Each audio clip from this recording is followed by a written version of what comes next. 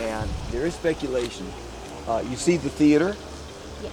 and you see what is left today is just Robinson's Arch, just that little bit sticking out of the western wall. Can you see there at the western side, it's the southwest corner, there is that massive stairway. You have to remember how wide that is. It is massive. Oh, yeah. How many feet wide? Maybe 35. I mean, it's really wide. It's massive. And then, of course, there were the shops under there. And, of course, what we're seeing today does not represent exactly. That's important to understand. We're getting a feel for much of what was there. You can see that there's a walkway. It's from the upper city, up here, to the Temple Mount.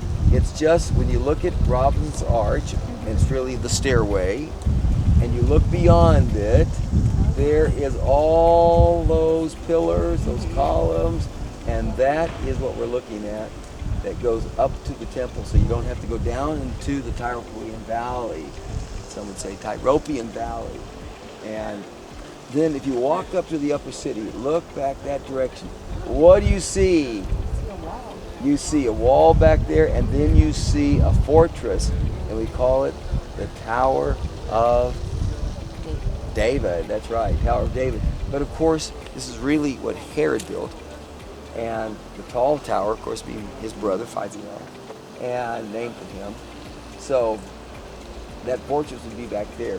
And then from that point, we see the tall tower going back this way. All of that is Herod's palace.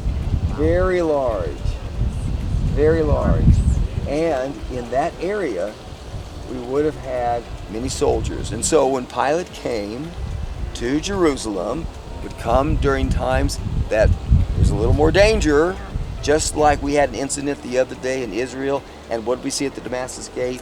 Police everywhere, yeah, horses even, we even had barricade. I mean, all this stuff that comes with that today, they're gone. But they were there then just to show a strong force.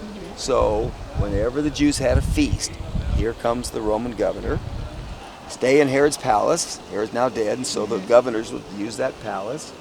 And they would have soldiers there as well.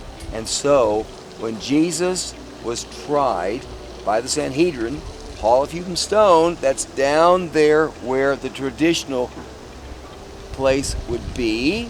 They would say that's where Jesus was, beat by the soldiers, mocked by. Well, I don't believe that. I believe that he was tried by the Sanhedrin, and then they had to come up to Herod's palace, the gap of the stone being on the back side of that palace, on the outside of the walls, and Jesus is given over to the Jews after he's been beaten by soldiers who would have been there in that location, and so then taken to where he was crucified.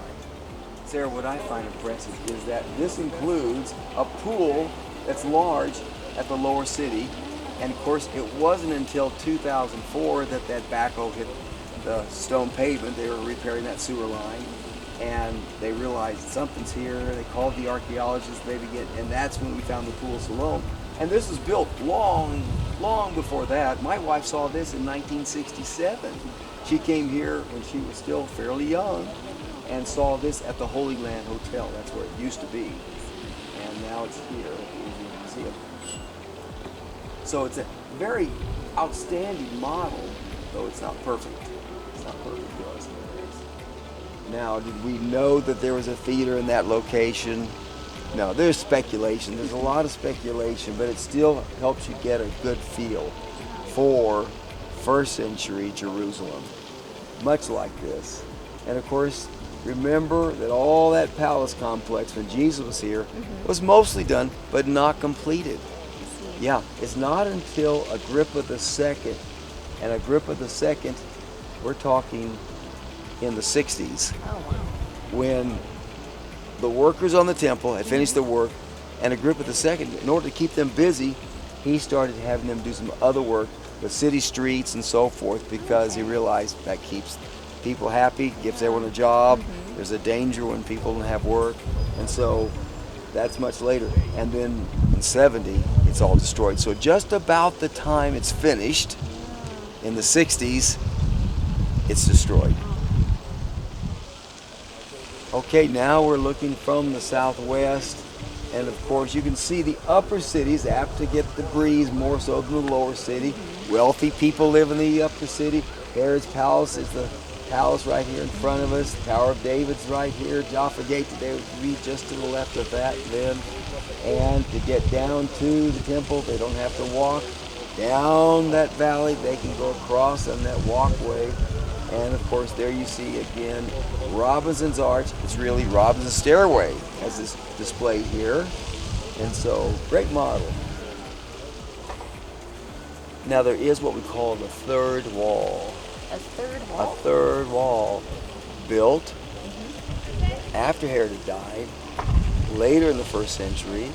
The city was expanding, and so they built a wall farther out. It goes out to the YMCA, which is north of town, just a little beyond the Garden Tomb, so maybe 5 minutes north of the Damascus Gate. And walk out that way. There is another wall. We now know it was there. Josephus mentions it, but we now know it was there because some of the ashlars, large stones, cut stones, have been found out that way, so we know about where it was now. Well, we've almost made a complete circle, and you can see that he's depicting a city that's not jam-packed with people. Don't believe it. It would have been jam-packed, just like today. You pack them in. And so there would have been people just crammed in here. I think we forget, even during the days of Solomon, how large the city was. Think about just how many stone cutters were being employed during the days of Solomon. The number we're given in the Bible, 80,000. Oh, wow. So 80,000, just stone cutters. And they have families. True. And there are people who have to serve them, shopkeepers and so forth. So I think we're talking about a city that's very large. Josephus gives us numbers about the number of Jews that fled into the city, etc. Many people have discounted his numbers, but I find Josephus an incredibly careful historian, outstanding, and I believe his numbers. So I think the city was very, very large during the days of Solomon. It was destroyed, of course, at one time. Land became decimated, but then began to grow again, and under Herod, it just got bigger and bigger and bigger. And the Hasmoneans before him, during that period of time, just grew and grew until finally it was destroyed again and then again.